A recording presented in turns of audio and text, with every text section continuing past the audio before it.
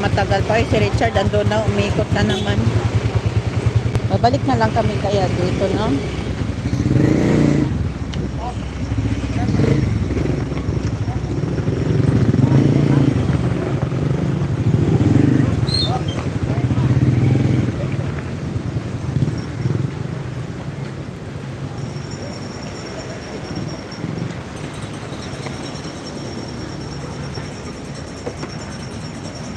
Dad! Balik na lang tayo dito, Dad. Tulog pa eh. Sige na. Bawal dito. Kaya nga, babalik na lang tayo. Bukas? Ano? Bukas? Yung ano pa?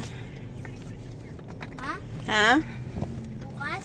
Hi, Diwata overload. Tulog pa eh. Ayan o, may mga towing. Ang bait ni Kuya, tumakbo pa talaga doon. Sir! Sir! Tanong lang ako, sir. Saan po pwede magparada? Walang paradahan siya, Dad. Kawawa mga kumakain, tumatakbo, binitbit. Pwede pala dyan, oh. Ayun siya pala sa ilalim mo, boy. Binibit-bit na lang yung mga soft drinks nila, tumatakbo. Hi, Diyos ko. Sobrang dami ng tao, ma. Halo-halo for sale. Dito na lang kaya tayo. Uwi na tayo. Oo, anak. Balik na lang tayo dito eh. Uwi na tayo, Daddy. Kaso lang nandun sana siya ito, maano. Kanina dumaan sa doon eh. Sabi nga, lumabas. sabi nga. Uwi na tayo. Guys, hindi ko na kayo makita. Uwi na tayo. Bakit kaya hindi ko makita ang tao sa chat box ko na? Napagod na sila. Opo. 3 people in the house. Diyos ko, die.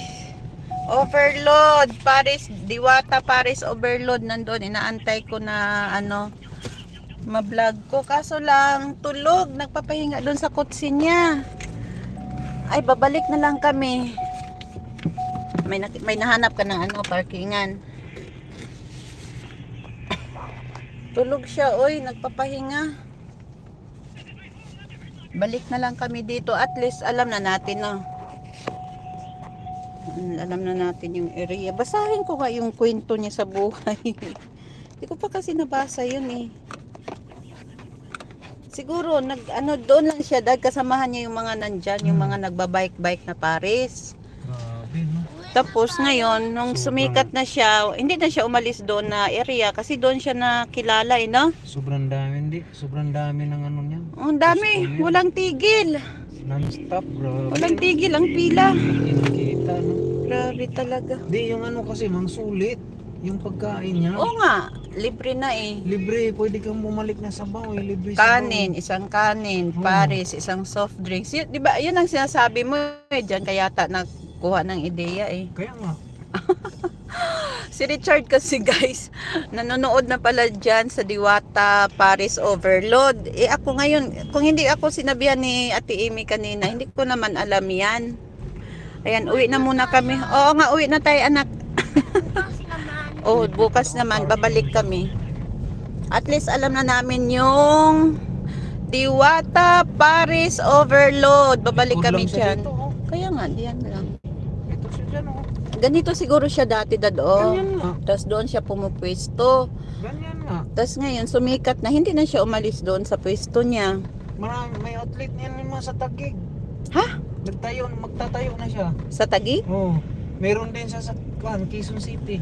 Ah, Hindi lang ganun. dyan. Ay, yun pala yung sabi ni Ma'am, ni Ma'am Flores na sa Quezon City. Ay, sana, inabangan ko na siya doon kasi nandoon siya sa kutsi, no? Sayang. Ikot ako. Ay, punta. Sila ang pupunta sa bahay. Ay, kasi si Uncle Noy ang magikaso ng chicken. Guys, Maganda puntahan dyan.